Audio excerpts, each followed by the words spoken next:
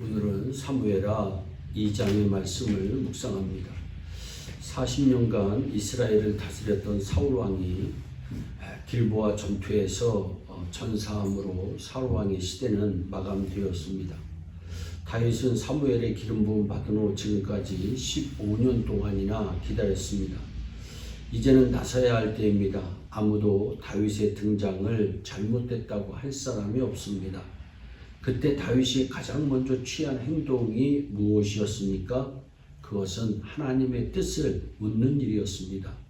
1절에 그 후에 다윗이 여호와께 여쭈어 이르되 내가 유다 한 성읍으로 올라가리이까. 그 후에 인생에는 하나님께서 정하신 때가 분명히 있습니다.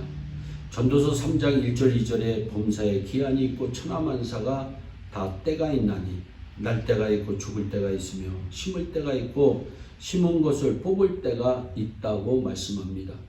하나님께서 정하신 때에 대하여 사람은 어떤 태도를 취해야 할까요? 그 때를 기다려야 합니다. 믿음이 없다면 그만두든지 뒤엎든지 하게 되지 기다릴 수가 없습니다. 그래서 믿음이 중요합니다.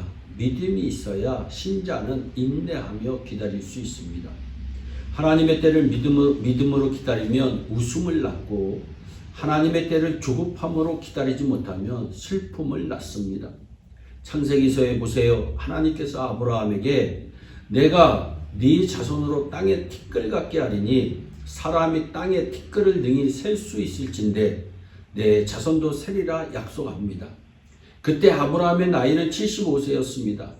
그런데 아무리 기다려도 자식 소식이 없습니다. 아브라함의 마음이 조급해졌습니다. 나이는 들어가고 하나님의 약속은 이루어지지 않습니다. 하나님의 약속을 받은 지 이미 10년이 되던 어느 날 그의 아내 사라가 조급해하는 남편에게 제안합니다. 내 종인 하갈과 동침해서 자식을 얻어보라. 그래서 이방 여인 하갈 사이에서 얻은 자식이 이스마엘입니다. 그러나 조급함으로 얻은 아들 이스마엘은 아브라함의 근심이 되었습니다. 아들을 낳았으면 기뻐해야 되는데 창세기 21장 11절에서 아브라함이 그의 아들로 말미암아 그 일이 매우 근심이 되었더니 말씀합니다. 그렇습니다. 하나님에 대한 믿음이 식어져서 조급해지면 근심을 낳게 됩니다. 그 세월이 지났습니다. 하나님의 약속을 받은 지 25년이 지난 때 아브라함이 100세 되는데 하나님은 아브라함과 사라 사이에 이삭을 주십니다. 기다림의 아들 이삭이란 이름의 뜻이 웃음입니다. 하나님을 믿음으로 기다렸더니 웃음의 열매를 맺습니다. 하나님의 때를 믿음으로 기다리면 웃음을 낳습니다. 여러분의 삶에도 하나님의 때가 있음을 인정하시길 바랍니다. 여러분의 기도 응답에도 하나님의 때가 있음을 인정하시길 바랍니다. 그때를 믿음으로 기다리세요. 기다리고 또 기다리세요. 여러분의 기다림이 웃음으로 열매맺게 될 줄로 믿습니다. 다시 한번 1절의 말씀을 읽어보세요. 그 위에 다윗이 여호와께 여쭈어 아뢰되 내가 유다 한 성읍으로 올라가리이까. 여호와께서 이르시되 올라가라. 다윗이 아뢰되 어디로 가리이까. 이르시되 헤브론으로 올라가라. 그는 하나님의 때를 묻고 있습니다. 우리가 꼭 마음에 새겨야 할 부분입니다. 하나님께 묻고 행동하시기를 바랍니다. 다윗이 30세의 나이로 이스라엘의 두 번째 왕이 되었을 때도 고난의 삶을 살아갑니다. 친아들인 압살롬이 쿠데타를 일으켜서 아버지를 죽이려고 합니다.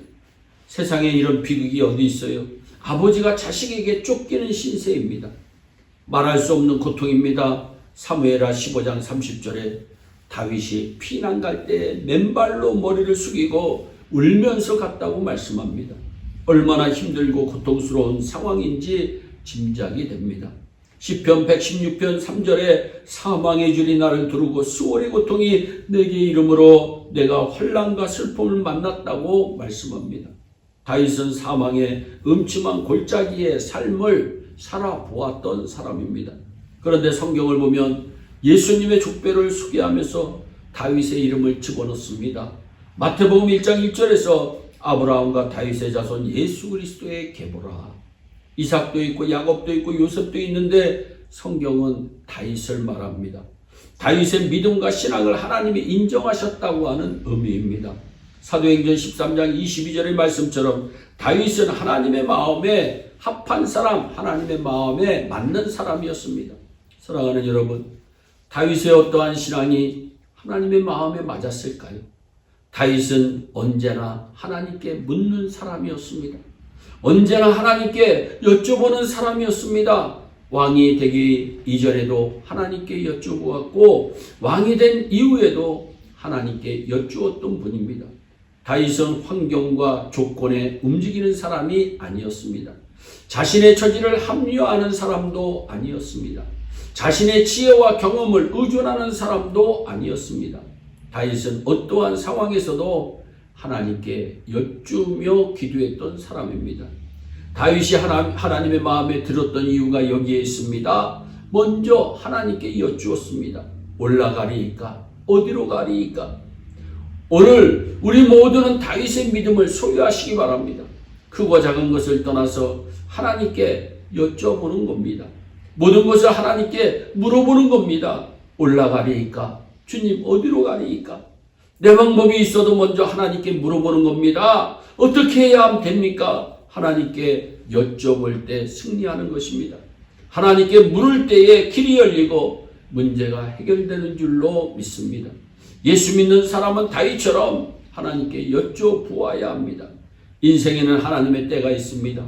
다윗은 그 때를 인내하며 기다렸던 분입니다. 그것이 그의 인생 성공의 비결입니다. 믿음으로 하나님의 때를 기다릴 줄 아는 성도들이 되기를 주님의 이름으로 축원합니다. 다윗은 하나님께 묻습니다. 사울왕은 하나님께 묻지 않은 사람이었고 다윗왕은 하나님께 묻는 사람이었습니다.